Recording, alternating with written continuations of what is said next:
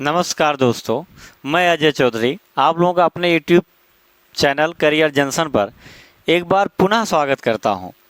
दोस्तों, last class में हम लोग मूल अधिकार पढ़ रहे थे और मूल अधिकार में दो मूल अधिकार, एक पहला और दूसरा यानी स्वतंत्रता का अधिकार जो हम लोगों ने पढ़ा था। अभी पढ़ना है तीसरा मूल अधिकार जो है हम लोगों का शोषण के विरुद्ध अधिकार। देखिए, जितनी भी वीडियो हम लोग के पढ़ रहे हैं आप उसको देखिए और देखने के बाद अगर आपको ऐसा लगता है कि मतलब आप प्रैक्टिस सेट लगा, देखिए जल्दी हम लोग प्रैक्टिस सेट पे आने वाले हैं। ये मूल अधिकार ख़त्म होते ही और हम लोग जो है प्रैक्टिस सेट करवाना जो है आपके टॉपिक से स्टार्ट कर देंगे। आप लोग उसको देखते रहिए और देखने के बाद जो है जो उसकी जो प्रश्न लगाने यानी जो आप क्वेश्चन लगाते हैं तो उसमें जो समस्याएं आ रही हो, अगर मान लीजिए आप पढ़ा पिछले क्लास में हम लोगों ने जो पिछड़ा हमने पढ़ा उसमें हमने पढ़ा कि स्वतंत्रता का अधिकार, और मान लीजिए स्वतंत्रता के अधिकार में हम लोगों ने पढ़ा अनुच्छेद 21, ठीक, यानी प्राण एवं दैहिक स्वतंत्रता। और अगर मान लीजिए किसी क्वेश्चन में यानी किसी क्वेश्चन या किसी पेपर में या प्रैक्टिस सेट में अनुच्छेद 21 से कोई क्वेश्चन आया है और वो क्वेश्चन आपसे इस तरीके से है कि मान लीजिए पूछ लिया कि हमने पीछे बताया कि निजता का अधिकार किस अनुच्छेद के अंतर्गत है या हमारा कौन सा मूल अधिकार है, तो प्राण एवं दैहिक स्वतंत्रता के अंतर्गत आता हो, किसमें है, अनुच्छेद 21 में। या इसी तरह से भी पूछ सकता है कि अनुच्छेद 21 में निम्नलिखित में से कौन से अधिकार प्राप्त हैं या कौन से अधिकार प्राप्त नहीं है, ठीक। तो इन चीज़ों को आप जैसे आप कर रहे हैं, और कभी कभी ऐसा होता है कि हम सीधा सीधा पढ़े रहते हैं तो अगर क्वेश्चन थोड़ा सा इधर उधर आ जाता है तो हमें थोड़ी दिक्कत प्रॉब्लम आ जाती है उसको करने में। तो अगर जो प्रॉब्लम आपको आ रही है, अगर आप क्वेश्चन सॉल्व कर रहे हैं और कोई प्रॉब्लम आ रही है तो आप निसंदेह जो है कमेंट में बता सकते हैं, सर इस प्रकार का क्वेश्चन था और इस तरह हमें प्रॉब्लम आ रहा है, और उसकी पूरी जो है मतलब जो भी उसकी सहायता होगी वो हम लोगों के द्वारा जो है वो की जाएगी। पीछे जो हम लोगों ने पढ़ा था मूल अधिकार जो है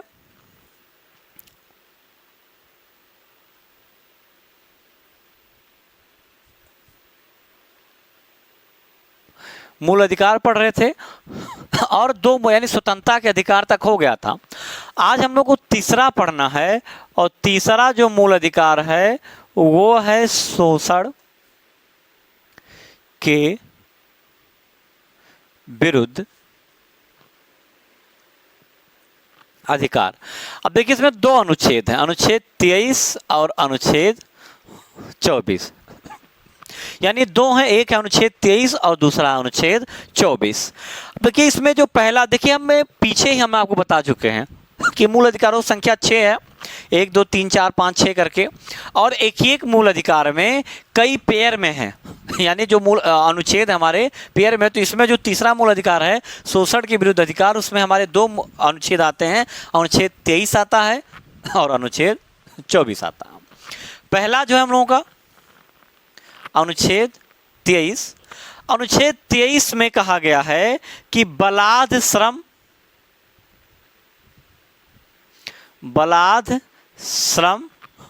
और बेगारी का निषेध। अब देखिए दो शब्द है, एक शब्द आपका क्या है, बलात् श्रम, और एक शब्द क्या है आपका, बेगारी।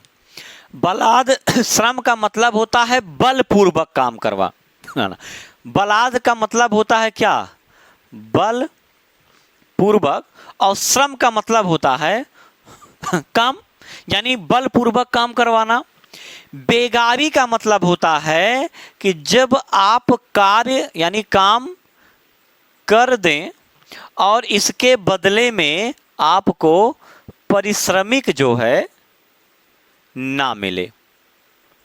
क्या ना मिले, पारिश्रमिक, दूसरे भाषा में कि जो आपको मजदूरी ना मिले, ठीक है, पारिश्रमिक ना मिले यानी मजदूरी ना मिले।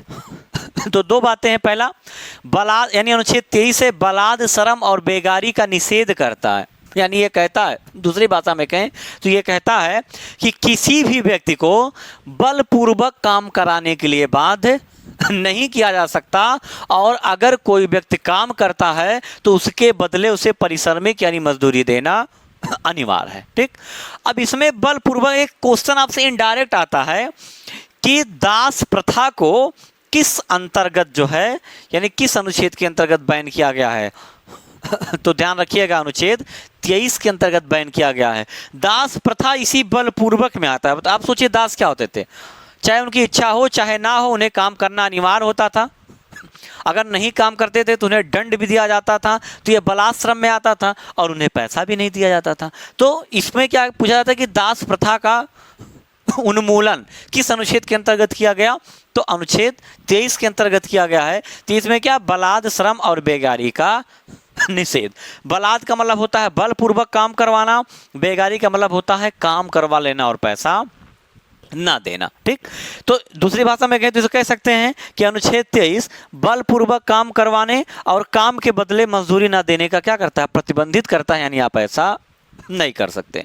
यहाँ एक बात और आती है कि अगर कोई व्यक्ति काम करता है और अगर काम के बदले स्वयं वो मजदूरी नहीं लेता है तो उस पर ये चीज़ें लागू नहीं होंगी। ध्यान में रखिएगा कि मान लीजिए कि हमने कहीं पे कोई कार्य किया और कोई पैसा तो दे रहा है लेकिन हम स्वयं नहीं ले रहे हैं, तो इस पे जो है अनुच्छेद 23 अप्लाई नहीं होगा। ये हो गया अनुच्छेद 23।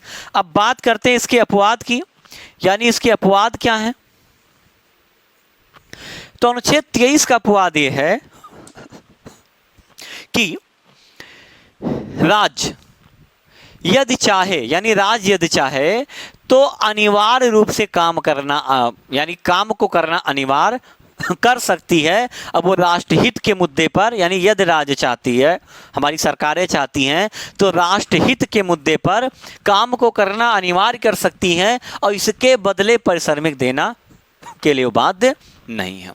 यानी एक बार तो ये कहा गया कि काम नहीं करवा, यानी बलपूर्वक काम नहीं करवा सकते, काम करने के बदले आपको पैसा देना पड़ेगा।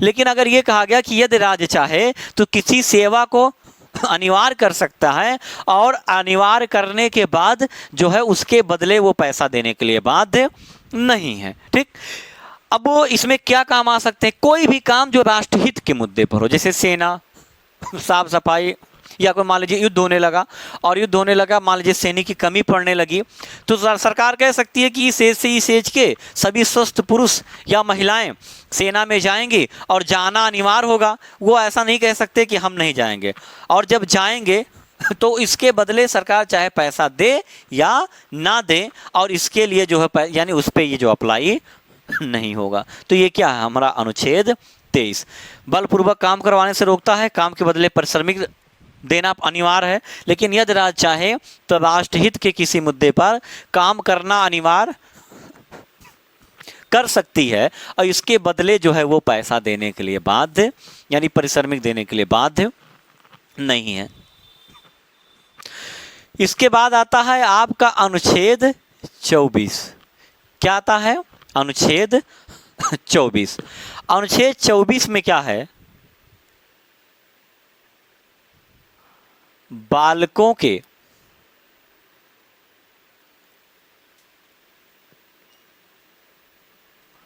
नियोजन का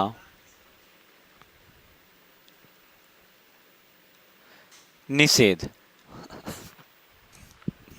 अब देखिए यहां पे क्या है, बालकों के नियोजन का निषेध। बात ध्यान रखिएगा, निषेध मतलब रोकना होता, यानी अनुच्छेद 24 ये अधिकार देता है कि आप 14 वर्ष से कम के बच्चों को किसी भी कार्य में नियोजित नहीं कर सकते। क्या नहीं कर सकते, 14 वर्ष, यानी इसके अंतर्गत 14 वर्ष से कम के बालक को किसी कार्य में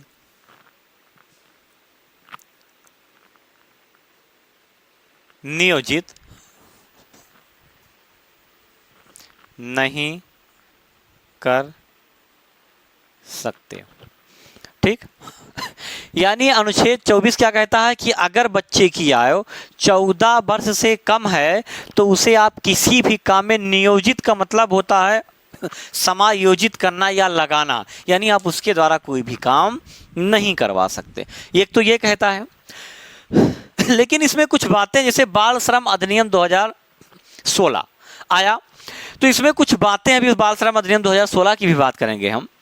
इसमें 3 चीजें रखी गई, आप हमेशा ध्यान रखिएगा। एक, मान लीजिए 3 बालक हैं, एक है आपका राम, एक है आपका श्याम और एक है हरि। 3 बालक हैं। जो राम है इसकी आयु 14 वर्ष से, 14 वर्ष से क्या है, कम है। इसकी आयु 14 वर्ष से 18 वर्ष के मध्य में है। और जो इसकी आयु है ये 18 वर्ष से अधिक है। 3 बालक हैं, राम, श्याम और हरि। अब आपको समझना, देखिए एक बार तो ये कहा गया कि 14 वर्ष से अगर कोई बालक जिसकी आयु कम हो तो उसे किसी भी काम में नियोजित नहीं किया जाएगा। लेकिन फिर क्या आ गया, इसमें 3 चीजें हैं। एक है, मान लीजिए 3 बालक हैं, एक का नाम राम है, एक का नाम श्याम है, एक का नाम हरि है। जो राम की आयु है वो 14 वर्ष से कम है, श्याम की आयु 14 वर्ष से ज़्यादा है परंतु 18 वर्ष से कम है, और हरि की आयु 18 वर्ष से ज़्यादा है। अब इन तीनों को देखना है कि इन्हें कहाँ नियोजित किया जा सकता है और कहाँ पे नियोजित नहीं किया जा सकता। तो अगर उनकी आयु 14 वर्ष से कम है तो इन्हें जो है किसी भी कार्य में नियोजित नहीं किया जाएगा। अगर 14 वर्ष से 18 वर्ष के मध्य का है तो इन्हें कुछ कार्य जैसे घर, होटल, दुकान यहाँ पर नियोजित किया जा सकता है। परंतु किसी बच्चे को कारखाने, खदान, रेल, इन सब में नियोजित करने के लिए किसी बच्चे की न्यूनतम आयु 18 वर्ष से अधिक होनी चाहिए, तभी उन्हें नियोजित किया जा सकता। आप देखिए 2-3 बातें इसमें आ जाती हैं और यहीं से क्वेश्चन पूछता है। पहला, बच्चे को किसी काम में नियोजित करने की न्यूनतम आयु, तो आप कहेंगे 14 वर्ष, या कितने वर्ष से कम के बच्चे को किसी काम में नियोजित नहीं किया जा सकता, तो आप कहेंगे 14 वर्ष। आपसे ऐसे पूछेगा कि घर, होटल, दुकान, देखिए कुछ शर्त के साथ यहाँ नियोजन होता है, ये भी ध्यान रखिएगा। कुछ शर्त के साथ नियोजन होता है, ऐसा नहीं होता कि चाहे जब, यानी इनको आप सुबह शाम को 7 बजे से काम बाद नहीं काम करवा सकते, लगातार 3 घंटे ज़्यादा काम नहीं करवा सकते, कई सारी चीज़ें, शर्तें होती हैं इसमें, ठीक। लेकिन अगर किसी बालक को घर में काम करवाना है, होटल में काम करवाना है, दुकान में काम करवाना है तो आप करवा सकते हैं, लेकिन उसकी उम्र 14 वर्ष से ज़्यादा होनी चाहिए, ठीक। परंतु अगर किसी बच्चे से आप चाहते हो कारखाने में काम करे, खदान में काम करे, रेलवे में काम करे, या ऐसी जगह काम करे जो जहाँ पे भारी मशीनों का प्रयोग होता है, या यूँ कह लें कि उसके स्वास्थ्य या उसके नैतिक मूल्यों पर हानिकारक प्रभाव डालेंगे, ध्यान रखें फिजिकल और मोरल दोनों पे हानिकारक प्रभाव डालेंगे, तो ऐसे जगहों पे काम करने के लिए उसकी न्यूनतम आयु 18 वर्ष से कम नहीं होनी चाहिए। तो यहाँ से 3-4 क्वेश्चन बनते हैं। पहला, बालकों के नियोजन का निषेध किसमें, अनुच्छेद 24 में। कितने वर्ष से कम की आयु के बच्चे को कहीं पे नियोजित नहीं किया जाएगा, 14 वर्ष। किसी घर, होटल या दुकान में काम करने की न्यूनतम आयु 14 वर्ष से ज़्यादा होना चाहिए। कारखाने, खदान या रेल या किसी ऐसे हानिकारक स्थान पे काम करने की न्यूनतम आयु तो कितनी होनी चाहिए, 18 वर्ष होनी चाहिए, ध्यान में रखिएगा। यहाँ पे एक चीज़ और आया कि जो बाल श्रम अधिनियम 2016 है, यानी एक अधिनियम आया है, तो बहुत पुराने चला, लेकिन जो 2016 में से संशोधित किया गया, उसे कहा गया क्या? बाल श्रम अधिनियम 2016। इसके अंतर्गत ये क्या करा गया है कि अगर कोई व्यक्ति इन नियमों का उल्लंघन करता है तो जब वो पकड़ा जाएगा तो उसे 6 माह से लेकर के 2 वर्ष तक की क्या होगी? सजा होगी, और 20,000 रुपये से लेकर के 50,000 रुपये तक का जुर्माना होगा। ठीक, क्या होगा? जुर्माना होगा। यानी सजा है 6 माह से लेकर 2 वर्ष तक की सजा है, यानी न्यूनतम 6 माह, अधिकतम 2 वर्ष। जो जुर्माना है वो 20,000 रुपया न्यूनतम, और अधिकतम कितना? 50,000। ये दोनों हो सकते हैं और दोनों में से कोई एक हो सकता है, ये भी पूछा जाता है। और अगर आप एसआई की तैयारी कर रहे हैं या पुलिस की तैयारी कर रहे हैं तो कंफर्म जान के चलिए, इंपॉर्टेंट है ये। ठीक, किस अधिनियम के अंतर्गत? बाल श्रम अधिनियम 2016 के अंतर्गत है ये। 6 माह की सजा, 2 वर्ष, 6 माह से लेके 2 वर्ष तक की सजा। ठीक, और जुर्माना 20,000 से लेकर के 50,000 तक का जुर्माना हो सकता है अगर कोई इस नियम का उल्लंघन करते हुए पकड़ा जाता है तो। ठीक, इसके बाद देखिए ये 24 हो गया।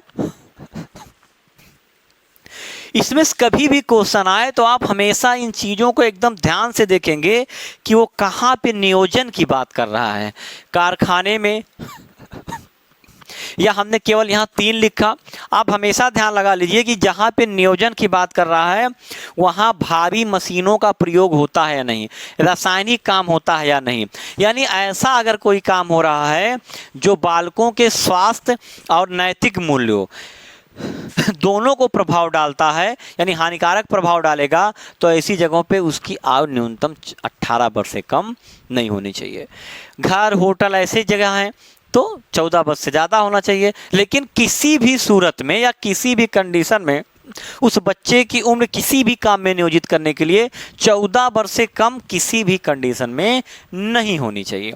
तो ये 2 था हमारा शोषण के विरुद्ध अधिकार। ठीक, अब हमारा 3 मूल अधिकार हो गया। चौथा पढ़ेंगे।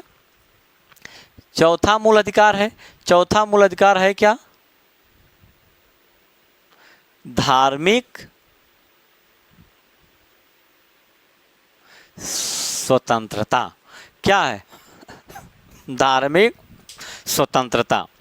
अब धार्मिक स्वतंत्रता के अंतर्गत हमने जो अनुच्छेद हैं वो हैं अनुच्छेद 25 से लेकर के अनुच्छेद 28 तक है। धार्मिक स्वतंत्रता की जो है ये बात करते हैं। पहला हम लोगों को देखना है कौन सा? अनुच्छेद 25। अनुच्छेद 25, अनुच्छेद 25 जो है ये अंतःकरण की स्वतंत्रता देता है। यानी अनुच्छेद 25 हमसे कहता है, अनुच्छेद 25 जो है इसके अंतर्गत व्यक्ति को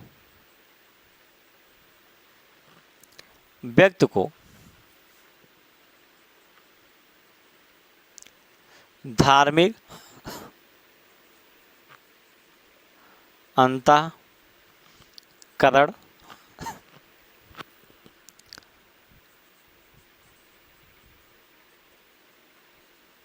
अबाध रूप से मानने, एक ठो देखते चलते, नहीं तो अभी यहाँ लिखना भी पड़ेगा। देखिए अंतःकरण का मतलब होता है, जो अंतःकरण है इसका मतलब होता है कि अपने धर्म के अनुसार, यानी जो आपका धर्म कहता है उस धर्म के बताए गए निर्देशों के अनुसार अपने ईश्वर से संबंध बनाना। यानी जो आपकी धार्मिक परंपराएं हैं, जिस भी धर्म को मानते हैं उस धर्म के अनुसार क्या कर सकते हैं?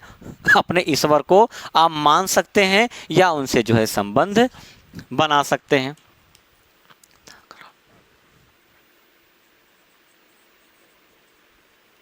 निर्बाध मानने, निर्बाध मानने का मतलब होता है कि बिना किसी भय के आप अपने धार्मिक आस्थाओं की घोषणा कर सकते हैं, यानी बिना किसी भय के आप इस चीज़ की घोषणा कर सकते हैं कि आप किस धर्म को मानते हैं या किस धर्म में या किस ईश्वर में आप अपनी आस्था को रखते हैं। ठीक। प्रचार की स्वतंत्रता,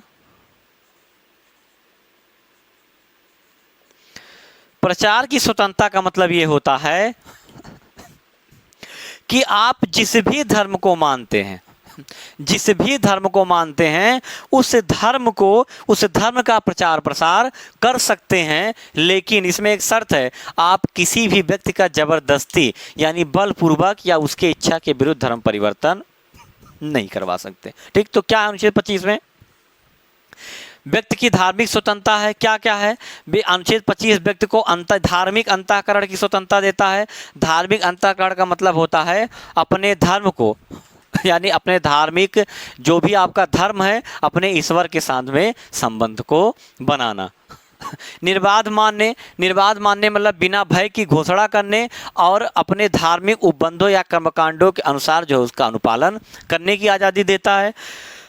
प्रचार की स्वतंत्रता देता है। प्रचार की स्वतंत्रता का मतलब होता है कि आप अपने धर्म का प्रचार प्रसार कर सकते हैं, लेकिन बस वही बात आ जाती है कि आप किसी व्यक्ति का जबरदस्ती या उसकी इच्छा के विरुद्ध जो उसका धार्मिक परिवर्तन नहीं करवा सकते। अब इसमें अपवाद भी है। अपवाद क्या है? अगर इसके अपवादों को हम देखें तो अपवाद इसका ये है कि यदि राज्य चाहे तो स्वास्थ्य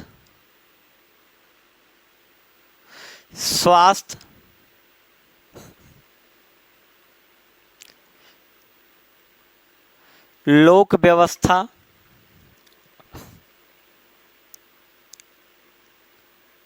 नैतिकता, इन सब आधार पे क्या चाहे तो इसको प्रतिबंधित कर सकते हैं। जैसे आप देखिए राजस्थान में, या आप इतिहास पढ़े होंगे तो एक धर्म है जैन धर्म। जैन धर्म में एक परंपरा है, संलेखना विधि कहा जाता है। क्या कहा जाता है उसे? संलेखना विधि कहा जाता है। संलेखना जैन धर्म का एक परंपरा है। और इसमें होता क्या है? इसमें यह है, संलेखना जैन धर्म में यह कहा गया है कि अगर आप वृद्धावस्था में चले जाएं, अपंग हो जाएं, ऐसी कोई बीमारी हो जाए जो ठीक ना हो, तो आप उपवास के द्वारा अपने शरीर को त्याग दें। और अगर इतिहास पढ़ेंगे, चंद्रगुप्त मौर्य एक भारत के ऐसे राजा हुए जिन्होंने संलेखना विधि के द्वारा जो अपने प्राण को त्यागा। तो ये परंपरा चली आ रही है और इसे कहते हैं संलेखना विधि। अब इसको आप देखिए, कुछ दिन पहले राजस्थान में ये परंपरा भारत में वर्तमान में भी प्रचलित है, तो राजस्थान हाई कोर्ट ने इसको रोक लगा दिया। रोक किस आधार पे लगा दिया? स्वास्थ्य के आधार पे रोक लगा दिया, क्योंकि इसमें किसी व्यक्ति के आत्महत्या की बात आई। एक हिसाब से देखें तो आत्महत्या थे, लेकिन बाद में सुप्रीम कोर्ट ने इसे बहाल कर दिया। तो ये न्यायालय के पास यानी राज्य के पास ये अधिकार है कि यदि वह चाहे तो स्वास्थ्य के आधार पे आपके अनुच्छेद 25 जो अनुच्छेद 25 है इसको प्रतिबंधित कर सकता है। लोक व्यवस्था, लोक व्यवस्था में आप देख लीजिए कई सारे धार्मिक रैलियां निकलती हैं, कई सारे धार्मिक स्थल सार्वजनिक स्थलों पे बना दिए जाते जाते, रोड पे देखिए बने रहते हैं, तमाम सारे मंदिर मस्जिद बहुत सारी चीज़ें बनी रहती हैं। तो अगर सरकार को लगता है कि आपके किसी धार्मिक कार्य से लॉ एंड ऑर्डर डिस्टर्ब हो रहा है, तो ऐसी स्थिति में लोक व्यवस्था के आधार पे आपके इस अधिकार को प्रतिबंधित किया जा सकता। नैतिकता, नैतिकता कई सारी ऐसे धार्मिक कार्य हैं जिसमें मोरालिटी जिसको इजाज़त नहीं देती है।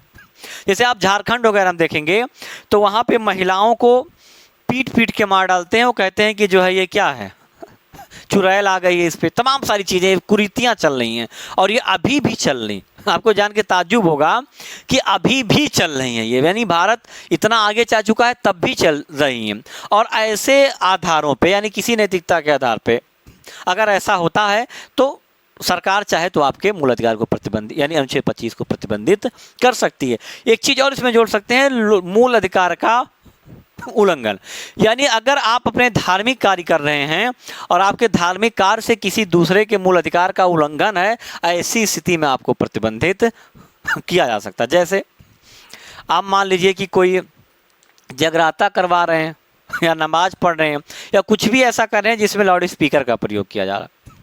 अब आपका तो आज़ादी है किसके अंतर्गत, अनुच्छेद 25 के अंतर्गत, कि अपने धर्म का प्रचार प्रसार कर सकते हैं, निर्बाध रूप से मान सकते हैं, बिना किसी भय के उसका व्यक्त कर सकते हैं, जिस हिसाब से आपके संप्रदाय में बताया गया ईश्वर से संबंध बना सकते हैं। लेकिन आपकी लाउड स्पीकर से यानी स्पीकर से किसी व्यक्ति की निजता का हनन हो रहा है, तो यानी आप क्या कर रहे हैं, उसके मूल अधिकार का उल्लंघन कर रहे हैं। आप देख लीजिए सोनू निगम का केस आया था मुंबई में। तो ऐसे कई सारे आधार आते हैं कि आप करते हैं तो अपना काम है, लेकिन आपके उन कार्यों से किसी व्यक्ति के मूल अधिकारों का अगर उल्लंघन होता है तो ऐसी स्थिति में अनुच्छेद 25 को प्रतिबंधित किया जा सकता है। ध्यान में रखिएगा, यानी प्रतिबंध का आधार क्या होगा, स्वास्थ्य, लोक व्यवस्था, नैतिकता और मूल अधिकारों का उल्लंघन। क्या है, एक बात और ध्यान रखिए, अनुच्छेद 25 व्यक्तिगत अधिकार देता है, व्यक्तिगत अधिकार देता है। एक बात हमेशा ये ध्यान रखिएगा, कैसा अधिकार देता है, ये व्यक्तिगत अधिकार देता है। कौन, अनुच्छेद 25, यानी हमारा अलग है, आपका अलग है, सबका अलग है। वहीं अनुच्छेद 26 में जाएंगे तो सामूहिक अधिकार देता है। ठीक, बहुत सारे लोग इसमें कन्फ्यूजन में आ जाते हैं कि कहाँ 25, बहुत लोग तो 26 को व्यक्तिगत और सामुदायिक दोनों करते, लेकिन ध्यान रखिएगा 25 व्यक्तिगत अधिकार है और 26 सामूहिक अधिकार है। अभी 26 पे भी बात करेंगे। तो ये हो गया कि आपका 25, ये क्वेश्चन भी पूछा गया। ठीक, तो अनुच्छेद 25 व्यक्तिगत अधिकार ले, हमारा अलग, सबका अलग, सबका अलग, लेकिन जो अनुच्छेद 26 वो सामूहिक रूप से सबको मिला हुआ है। अब बात करते हैं अनुच्छेद 26 की।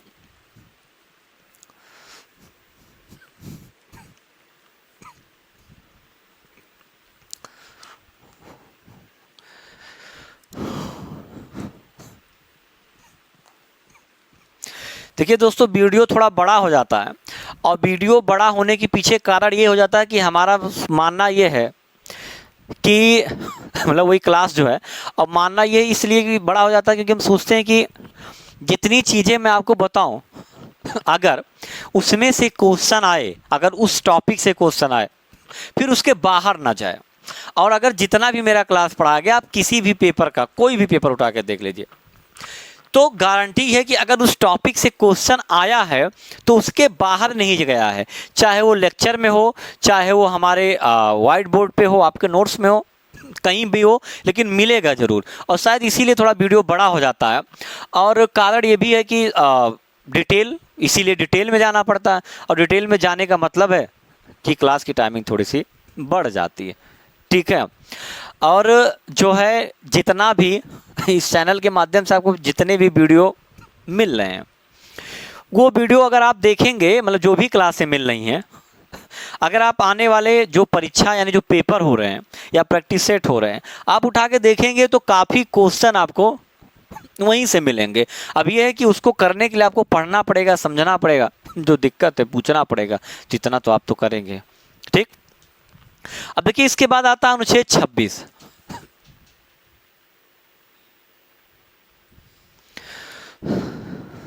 अनुच्छेद 26 क्या है, धार्मिक, कार्यों के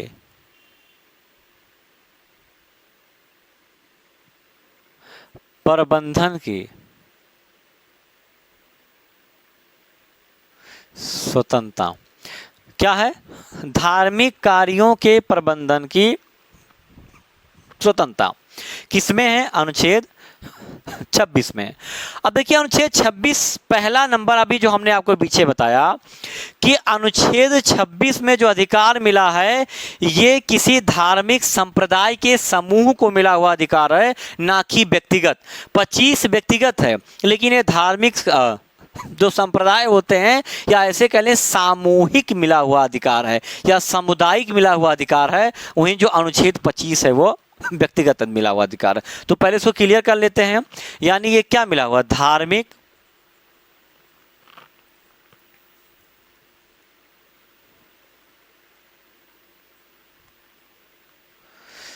धार्मिक संप्रदाय को या धार्मिक संप्रदाय के समुदाय को मिला हुआ अधिकार है। ठीक। अब इसमें है क्या, अनुच्छेद 26 व्यक्तियों के समूह को धार्मिक कार्यों के प्रबंधन की स्वतंत्रता देता है। पहला क्या है, धार्मिक कार्यों के प्रबंधन की स्वतंत्रता देता है। इसके लिए यानी जो धार्मिक कार्य हैं उसके लिए धन का अर्जन, विधि के अनुरूप उनका प्रशासन करने का अधिकार देता है। कौन, अनुच्छेद 26। किसको, व्यक्तियों के या धार्मिक संप्रदाय के समूह को या समुदाय को या व्यक्तियों के समूह को। यानी अनुच्छेद 26 क्या कहता है कि धार्मिक कार्यों के प्रबंधन की स्वतंत्रता। कैसे, ये अधिकार देता है उस संप्रदाय को कि वह अपने धार्मिक कार्यों के प्रबंधन के लिए धन का अर्जन कर सकता है, उसका स्वामित्व प्राप्त कर सकता है और विधि के अनुरूप उसका प्रशासनिक कार्य कर सकता है। किसके अनुरूप, विधि के अनुरूप। यानी जो विधि सरकार के द्वारा बनाई जाएगी उसके अनुरूप क्या है कि उसके लिए, उसके बढ़ावे के लिए कार्य कर सकता है। यानी अधिकार क्या क्या है धार्मिक कार्यों के प्रबंधन के लिए, यानी उसके लिए वो धन अर्जन कर सकता है। ठीक, इस धन का स्वामित्व प्राप्त कर सकता है, यानी मालिकाना हक जो होता है। इसको जो है प्रशासन, इसको जो है यानी का विधि के अनुरूप जो है इसका प्रशासन कर सकता है। और ये किसमें है, अनुच्छेद 26 में। 25 और 26 में, अब देखिए ये हो गया ये अनुच्छेद 26। यहाँ पे एक चीज़ और आता है कि इसका अपवाद क्या, तो अपवाद वही जो पीछे था 25 वाला, क्या, लोक व्यवस्था, नैतिकता, स्वास्थ्य और मूल अधिकारों के उल्लंघन के आधार पे अनुच्छेद 26 को भी प्रतिबंधित किया जा सकता है। लेकिन दोनों में अंतर ये है कि जो अनुच्छेद 25 है ये क्या है, व्यक्तिगत है, और जो अनुच्छेद 26 है ये क्या है, सामूहिक है। दोनों में अंतर हमेशा ध्यान रखिएगा, ठीक है। और इसमें क्या है, इसमें यही है कि जो धार्मिक कार्य होते हैं इनके प्रबंधन के लिए अनुच्छेद 26 व्यक्तियों के समूह को यह अधिकार देता है कि वो धन का अर्जन करें, उनका स्वामित्व अपने पास रखें और विधि के अनुरूप उनका प्रशासनिक कार्य करें। लेकिन किसके अनुरूप, विधि के अनुरूप। अपवाद क्या, अपवाद वही पीछे बताया, स्वास्थ्य, नैतिकता, लोक व्यवस्था और मूल अधिकार के उल्लंघन के आधार पे जो है इसे प्रतिबंधित। यानी जो 25 का अपवाद है सीधा सीधा वही 26 का अपवाद है। उसके बाद क्या आता है हम लोग का अनुच्छेद 27।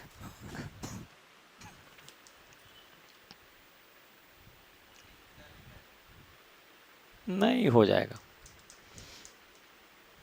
27। अनुच्छेद 27 कहता है, बड़ा व्यापक है और इसमें लोगों को भ्रम बड़ा हो जाता है, ठीक है, कि वो जो होता है ना कि वो होता है पता नहीं क्या अर्ध ज्ञान वाली कहानी हो जाती है। तो समझिए आप आराम से। देखिए अनुच्छेद 27 ये कहता है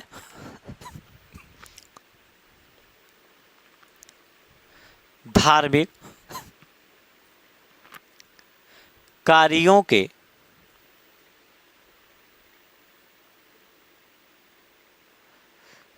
प्रबंधन में किए गए व्यय, मतलब खर्चा होता है, व्यय को कर से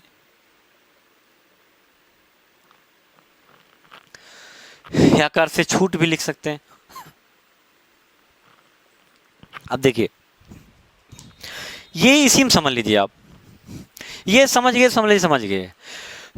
अनुच्छेद 27 ये कहता है कि अगर कोई व्यक्ति धार्मिक कार्य कर रहा है, यानी धार्मिक कार्यों का प्रबंधन कर रहा है और उस प्रबंधन में जो खर्चा हो रहा है, उस प्रबंधन में जो खर्चा हो रहा है यानी व्यय हो रहा है, उसमें जो व्यय होगा वो कर के क्या होगा, कर से छूट होगा। या इसको ऐसे लिख ले एकदम पॉलिटी की भाषा में, तो करों के संदाय से स्वतंत्रता। संदाय मतलब होता है देना, ध्यान में रखिए, समझ लीजिए इसको। यानी धार्मिक कार्यों के प्रबंधन में किए गए व्यय, यानी अगर कोई व्यक्ति धार्मिक कार्य कर रहा है और उसमें जो खर्चा हो रहा है वह खर्चा टैक्स फ्री होगा, यानी सरकार उस पर किसी प्रकार का कोई भी कर नहीं लगाएगी। मान लीजिए कोई आदमी एक धार्मिक कार्य मंदिर बनवा रहा है, उसमें 10 लाख इन्वेस्टमेंट किया, तो धार्मिक कार्य पे खर्चा हो तो उस 10 लाख वो टैक्स फ्री होगा, उस पर किसी भी प्रकार का कोई कर नहीं लगेगा। ये किसमें कहा गया है? अनुच्छेद 27 में कहा गया, ध्यान में रखिएगा ये, ठीक। यानी ये बात समझ लीजिए, धार्मिक कार्यों पर किए गए व्यय मतलब खर्चे पर, यानी करों के संदाय से स्वतंत्रता, वह कर जो यानी वो खर्चा यानी वो उस रुपये पे किसी भी प्रकार की कोई टैक्स नहीं लगाया जाएगा, पहला चीज होगा। दूसरा ये कहा गया है कि जो राज्य है वो कर के रूप में इकट्ठा किए गए धन को, यानी जो राज्य है, राज्य कर के रूप में इकट्ठा किए गए धन को केवल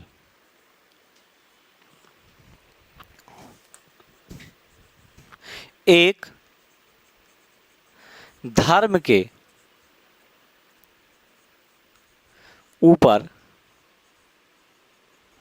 खर्चा नहीं करेगी। समझ लीजिए। दूसरी बात क्या है कि राज्य जो कर के रूप में जो धन आता है उसके पास, यानी राज्य जो टैक्स लेता है, जो रुपया आता है, उसकी इनकम होती है, उस रुपये को देखिए यहां पे है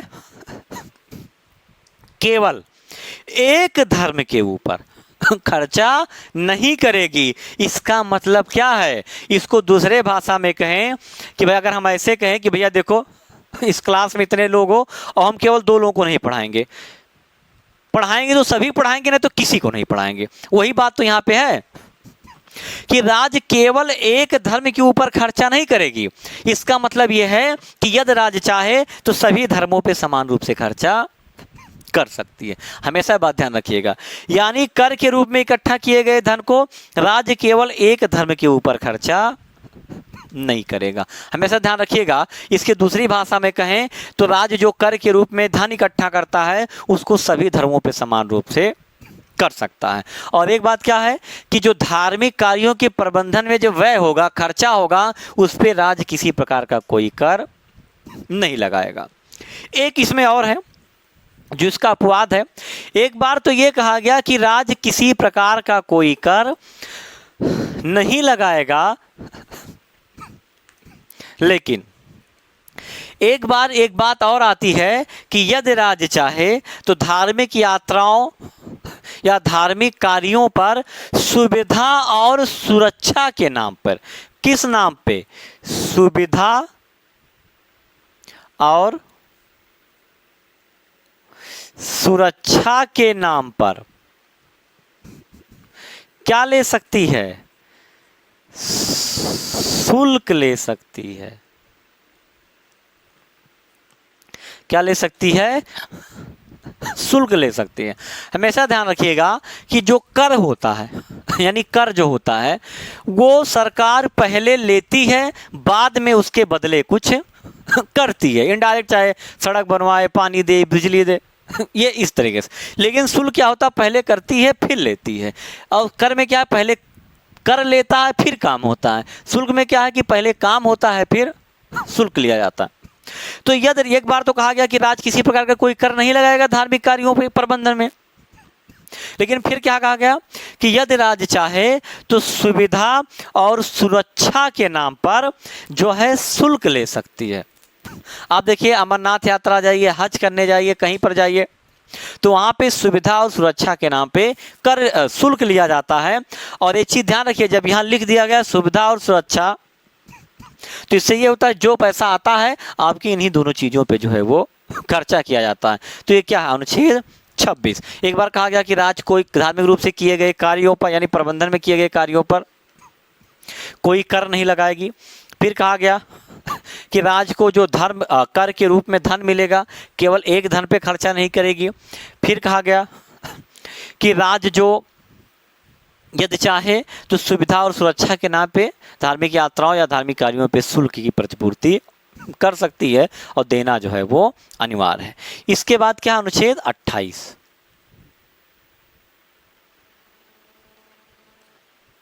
क्या है, अनुच्छेद 28। अब देखिए अनुच्छेद 28 में कहा गया शिक्षण संस्थानों में धार्मिक कार्यों में उपस्थित होने की स्वतंत्रता। शिक्षण संस्था में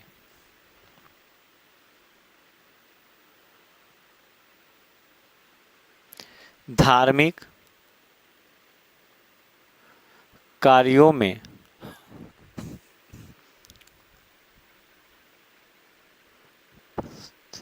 उपस्थित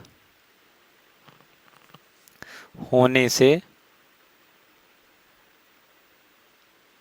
स्वतंत्रता।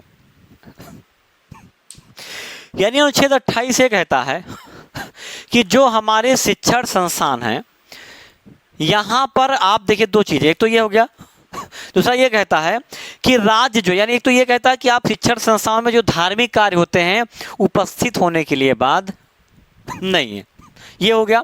लेकिन इसके अंदर जब आप जाएंगे तो उसमें ये है कि जो धार्मिक संस्थान है, यानी जो शिक्षण संस्थान है, अगर वो राज्य निधि से पोषित हैं, राज्य निधि से पोषित हैं, तो यहां पर जो है धार्मिक शिक्षा नहीं दी जाएगी।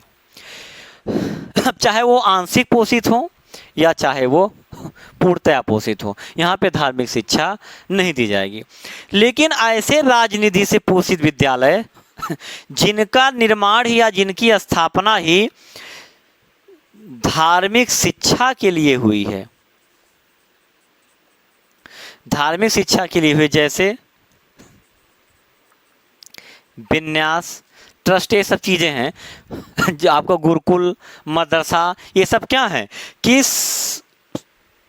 राजनिधि से ही पोषित हैं, लेकिन इनका उद्देश्य धार्मिक शिक्षा देना है, तो यहाँ पे धार्मिक शिक्षा देना क्या है, अनिवार्य है। जो निजी स्कूल हैं वहाँ उनकी इच्छा पर निर्भर है, चाहे तो दें और चाहे तो ना दें, लेकिन बच्चा भी वहाँ पे उपस्थित होने के लिए बाध्य नहीं है, वो चाहे तो जाए और चाहे तो ना जाए। ये क्या है आपका अनुच्छेद 28 क्या कहता है, शिक्षण संस्थानों में धार्मिक कार्यों के, यानी जो शिक्षण संस्थान है वहाँ धार्मिक कार्यों में उपस्थित होने की स्वतंत्रता ये है। फिर ये अनुच्छेद 28 ही कहता है कि ऐसे शिक्षण संस्थान जो राजनिधि से पोषित हैं, चाहे आंशिक और चाहे पूर्ण, जैसे पूर्ण की बात करें, जैसे जीआईसी जीजीआईसी ये सब क्या है, पूर्ण है। और आपके कई सारे ऐसे स्कूल होते हैं जो अर्ध सरकारी होते हैं, यानी थोड़ा प्राइवेट भी होते हैं और सरकार से भी वहाँ पर, जिसको हम लोग सेमी गवर्नमेंट कहते हैं, वहाँ पर भी धार्मिक शिक्षा नहीं दी जाएगी। लेकिन ऐसे कुछ शिक्षण संस्थान होते हैं जो राजनिधि से पोषित तो होते हैं, लेकिन उनका उद्देश्य धार्मिक शिक्षा देना ही होता है और वहाँ पर धार्मिक शिक्षा देना अनिवार्य होता है, भले राजनीति से पोषित, यानी उन पे ये नियम लागू नहीं होंगे, वहाँ पे धार्मिक शिक्षा देना अनिवार्य है, आपको उपस्थित होना भी अनिवार्य है। लेकिन जो निजी शिक्षण संस्थान हैं, निजी हैं, इनके इच्छा पर निर्भर है, चाहे तो जाएं और चाहे तो, यानी ये चाहे तो दें स्कूली शिक्षा और चाहे तो, मतलब धार्मिक शिक्षा चाहे तो दें और चाहे तो ना दें। लेकिन एक बात ये भी है कि आप भी स्वतंत्र हैं कि आप चाहे तो इसमें उपस्थित हो और चाहे तो उपस्थित ना हो।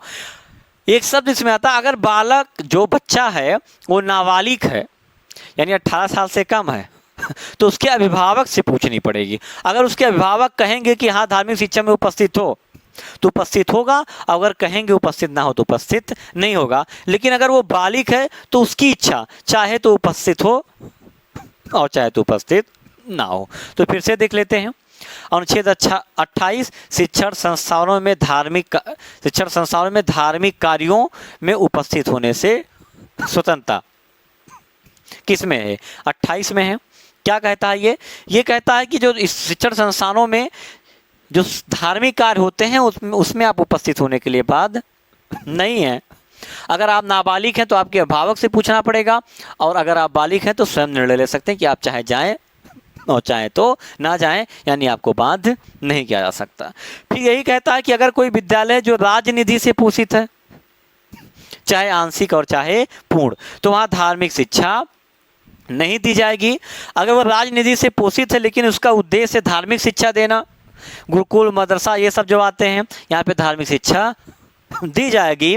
और अगर कोई विद्यालय निजी है यानी प्राइवेट है तो यहाँ पे उनकी इच्छा पर निर्भर है, परंतु इनकी इच्छा पर निर्भर है तो आपके भी इच्छा पर निर्भर है कि आप चाहे जाएं और चाहे ना जाएं, ये आपकी इच्छा पर निर्भर। आप जाते हैं तो ठीक, नहीं जाते तो ठीक। नाबालिग हैं तो आपके अभिभावक से पूछेंगे, और बालिग हैं तो आप स्वयं इसके लिए जिम्मेदार हैं। ठीक। अब देखिए दोस्तों, ये था हमारा ये क्लास। इसके बाद हम लोगों को पढ़ना है जो हमारा 5वां मूल अधिकार है, ठीक, अल्पसंख्यकों के हितों का संरक्षण। उसको नेक्स्ट क्लास में देखेंगे। जैसा आपको क्लास लगा हो लाइक करें, सब्सक्राइब करें। धन्यवाद जी। बंद करिए।